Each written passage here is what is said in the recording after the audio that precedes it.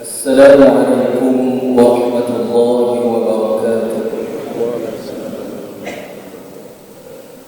الله أكبر الله أكبر الله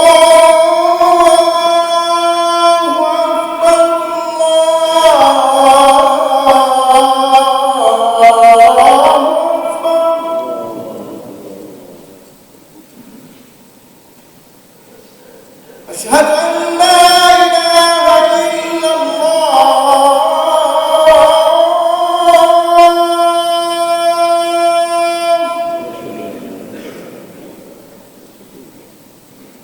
أشهد أن لا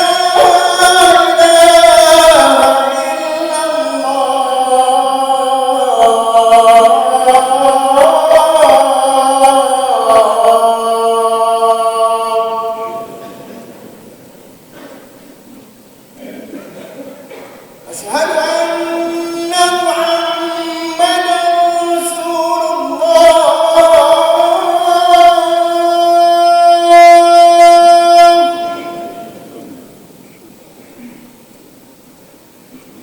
أشهد أن محمدًا رسول حي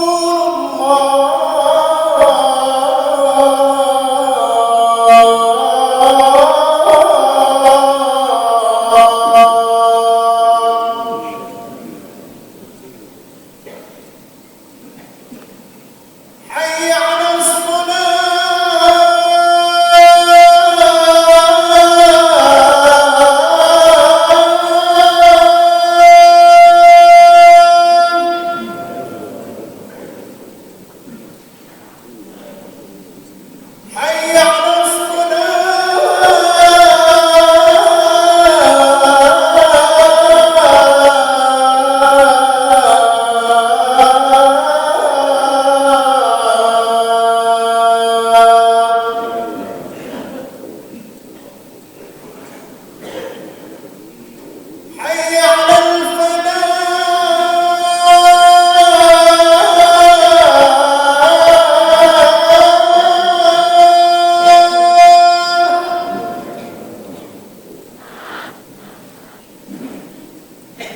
حي على حي على حي على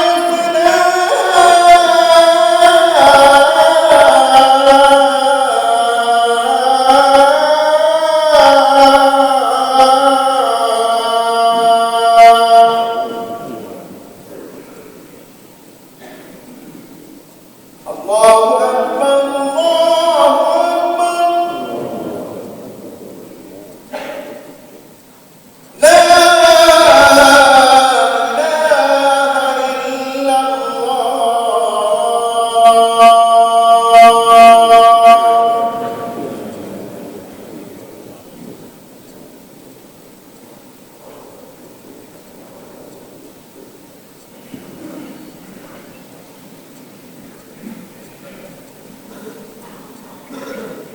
الحمد لله القائل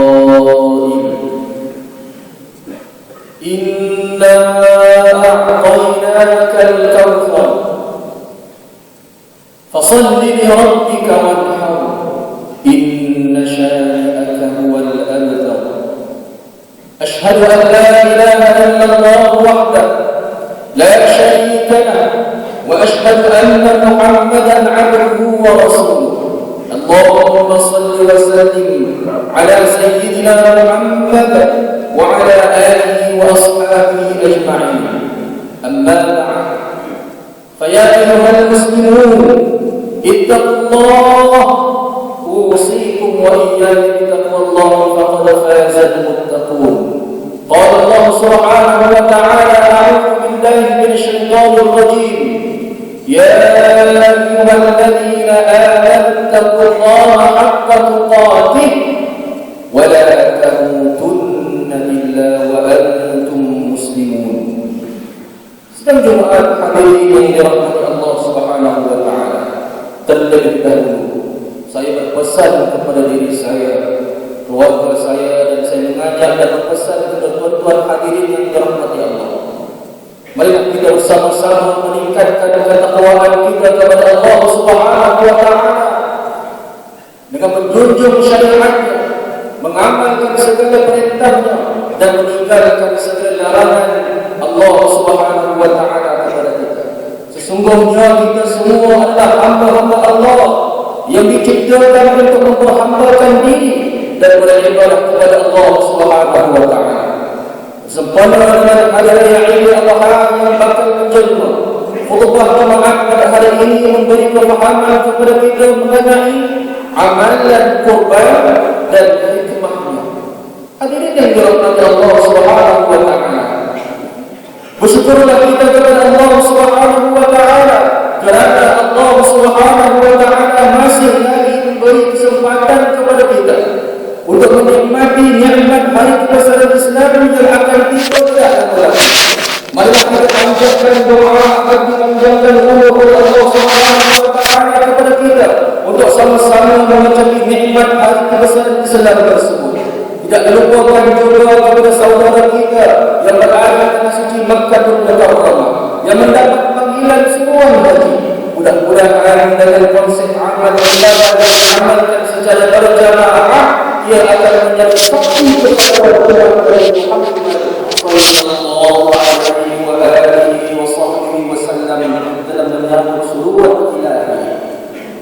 Al-Quran Al-Karim telah merakamkan dua peristiwa kurban yang melibatkan dua anak Nabi Adam, yaitu Qabil dan Habil. Dan selepas itu amalan kurban ini juga dilakukan pada daerah Nabi Ibrahim alaihissalam yang melibatkan Nabi Ibrahim sendiri dengan anaknya Nabi Ismail alaihissalam. Tuan-tuan hadirin yang dirahmati Allah, amalan kurban telah diperintah dan disunatkan ke atas umat Islam agar melaksanakan ibadah kurban binatang ternakan yang bertujuan untuk disedekahkan dagingnya kepada fakir dan miskin semata-mata kerana Allah Subhanahu wa taala. Firman Allah Subhanahu wa taala dalam surah Al-Hajj ayat 34, A'udzu billahi minasyaitonir rajim. Wa likulli ummatin ja'alna mansakan liyadhkuru ismallaha 'ala ma razaqahum min bahimatil an'am. Fa ilahukum ilahun wahid falahu aslimu wa basyiril mukhbitin. Sallallahu alaihi. Dan bermaksud, dan bagi tiap-tiap umat kami syariatkan ibadah memberi kurban atau lain-lainnya supaya mereka menyebut nama Allah sebagai bersyukur akan kemuliaannya kepada mereka. Binatang dalam ternak yang disembelih itu kerana Tuhan kamu semua ialah Tuhan yang Maha Esa. Maka hendaklah kamu tunduk dan taat kepadanya dan sampaikan berita gembira wahai Muhammad kepada orang-orang yang tunduk taat kepada Allah Subhanahu wa taala. Hadirin yang dirahmati Allah, ibadah kurban adalah amalan yang amat disukai oleh baginda Rasulullah sallallahu alaihi wasallam dan baginda sentiasa menggalakkan sahabat-sahabat yang melakukan ibadah kurban. Hukum melaksanakan ibadah kurban adalah sunat muakkad bagi yang berkemampuan, yakni sangat-sangat dituntut. Bagi yang berdasar bahwa hukum melaksanakannya adalah wajib dan haram ke atasnya untuk mengambil sebahagian daripada kurban. Berdasarkan kepada pandangan ulama mazhab Syafi'i, adalah sunat bagi setiap orang Islam melakukan sekurang-kurangnya sekali dalam seumur hidup. Hari pelaksanaan ibadah kurban adalah bermula dengan selepas solat Idul Adha pada 20 Zulhijjah dan berterusan hingga sebelum maghrib pada 13 Zulhijjah. Jumhur ulama, kesemua ulama berpendapat bahawa ibadah kurban itu dengan menyembelih binatang al-an'am, yaitu binatang jinak yang berkaki empat seperti unta, lembu, kerbau, kambing, biri-biri dan semua yang termasuk dalam jenisnya mengikut syarat-syarat yang telah ditentukan. Hadirin yang dirahmati Allah, menurut hukum asal berkorban bahawa binatang yang hendak dijadikan korban itu adalah sunat disembelih oleh orang yang berkorban. Peserta korban itu sunat menyembelih sendiri ibadah korban itu sendiri. Sekiranya dia pandai menyembelih, walaupun yang berkorban boleh juga mewakilkan kepada orang lain untuk menyembelih tentang korban itu dan dia hadir. hadis dari Jabir radhiyallahu anhu bahawa beliau menceritakan perihal Rasulullah sallallahu alaihi wasallam yang bermaksud Nabi sallallahu alaihi wasallam telah berkorban dengan 100 ekor unta, 63 ekor daripadanya disembelih oleh baginda sendiri dan 37 ekor lagi diserahkan kepada Sayyidina Ali bin Abi Thalib untuk disembelihkan. Hadis riwayat Ahmad.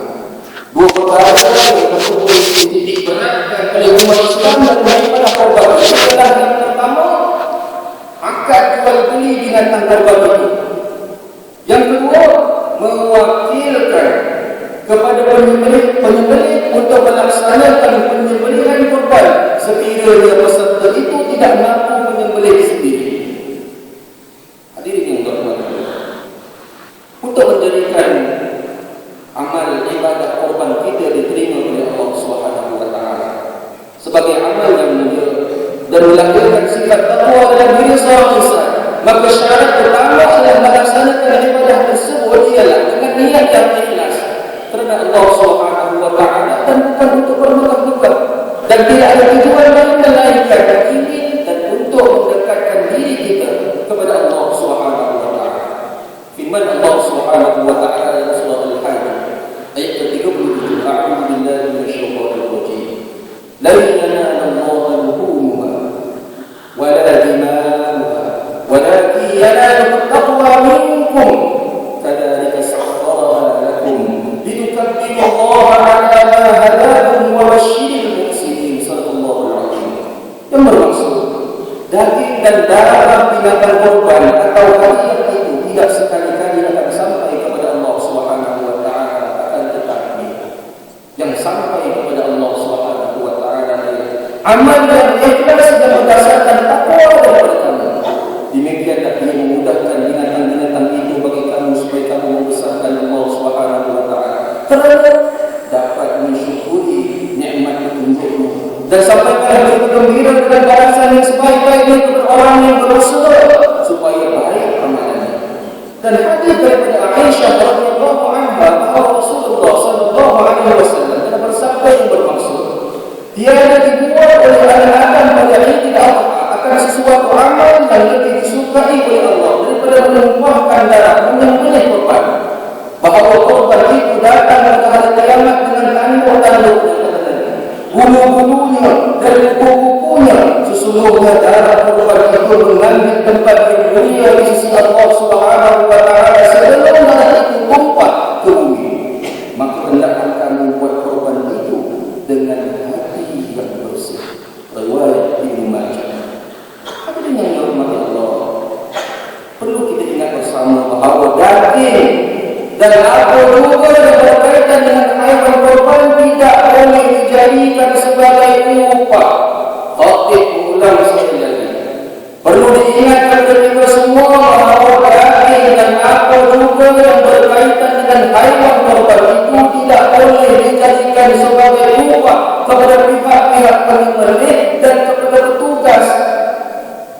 Sepatutnya ibadah korban tersebut mestilah dilaksanakan dengan sebaik mungkin mengikut hukum syarak, yaitu diagihkan kepada yang berhak serta lebih tersusun pelaksanaannya, bersih pengurusannya, dan ini termasuklah mengambil kira kebajikan haiwan yang hendak dikorbankan, bukan hendak dizalimi.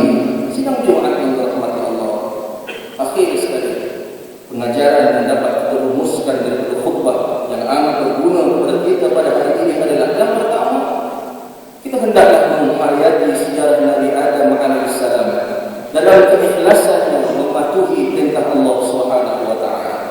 Yang kedua, umat Islam hendaklah menjadikan ibadah korban ini sebagai pengajaran supaya tidak bersikap sayangkan harta atau kedua.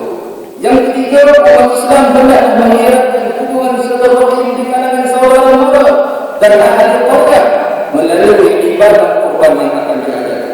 Yang keempat, umat Islam hendaklah menjadikan ibadah korban ini sebagai satu asas untuk mendekatkan diri kita kepada Allah Subhanahu wa taala dan menggabungkannya setiap masa. A'udzu billahi minasyaitonir rajim.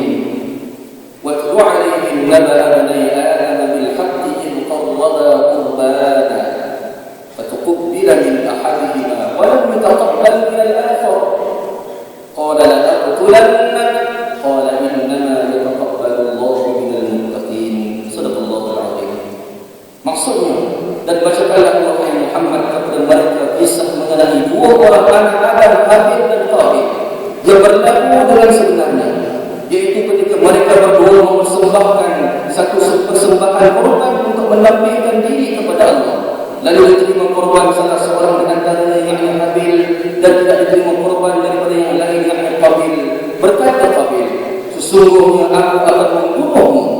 Habil menjawab, hanya semua Allah Subhanahu wa taala menerima korban dari orang-orang yang bertakwa. Surah Al-Maidah ayat 27. Barakallahu li wa lakum bil Qur'anil 'azim wa nafa'ani wa iyyakum bima fihi min al-ayati wal dhikril hakim wa taqabbal minni wa minkum tilawatahu innahu huwas sami'ul 'alim. Aqulu qawli hadha wa astaghfirullah al-'azim li wa lakum ولسائر المسلمين والمسلمات فاستغفروه إنه هو الغفور الرحيم. بسم الله الرحمن الرحيم. اللهم ربنا آتنا في الدنيا حسنة وفي الآخرة حسنة وقنا عذاب النار والحمد لله رب العالمين.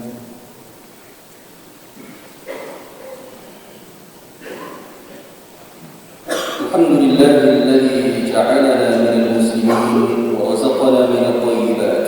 أشهد أن لا إله إلا الله وحده لا شريك له، وأشهد أن محمدا عبده ورسوله. اللهم صل وسلم وبارك على سيدنا محمد وعلى آله وصحبه ومن تبعهم بإحسان إلى يوم الدين. أما بعد، فيا عباد الله اتقوا الله فقد فاز المتقون. قال الله سبحانه وتعالى: أعوذ بالله من الشيطان الرجيم. إن الله وملائكته يصلون على النبي يا أيها الذين آمنوا صلوا عليه وسلموا تسليما. اللهم صل وسلم على سيد المرسلين، وارض اللهم عن أصحابه وقرابته وأزواجه وذرياته أجمعين. اللهم اغفر للمسلمين والمسلمات والمؤمنين والمؤمنات الأحياء منهم والأموات إنك سميع قريب مجيب الدعوات ويا قاضي الحاجات. اللهم إنا نسألك ونتوسل إليك بنبيك الأمين، ونسألك بأسمائك الحسنى وصفاتك العظمى أن تحفظ بعين عنايتك الربانية وبحفظ وقايتك الصمدانية جلالة ملكنا المعظم سلطان سلامه سلطان شرف الدين بن الشاه الحاج من المرحوم سلطان صلاح الدين عبد العزيز الشاه الحاج. اللهم ألهم العون والهداية والتوفيق والصحة والسلامة منك لولي عهد سلامه أبو أمر الشاه بن سلطان شرف الدين بن الشاه الحاج في أمن وصلاح وعافية بمنك وكرامك يا ذا الجلال والإكرام. اللهم أطيب عمرهما واصلح للموظفين والرعية والبلاد وبلغ مقاصدهما بطريق الهدى والرشاد. ربنا هب لنا من أزواجنا وذرياتنا قرة أعين واجعلنا للمتقين إماما. ربنا آتنا في الدنيا حسنة وفي الآخرة حسنة وقنا عذاب النار وأدخلنا الجنة مع الأبرار يا عزيز يا غفار يا رب العالمين. عباد الله، إن الله يأمر بالعدل والإحسان وإيتاء ذي القربى وينهى عن الفحشاء والمنكر والبغي يعظكم لعلكم تذكرون. فاذكروا الله العظيم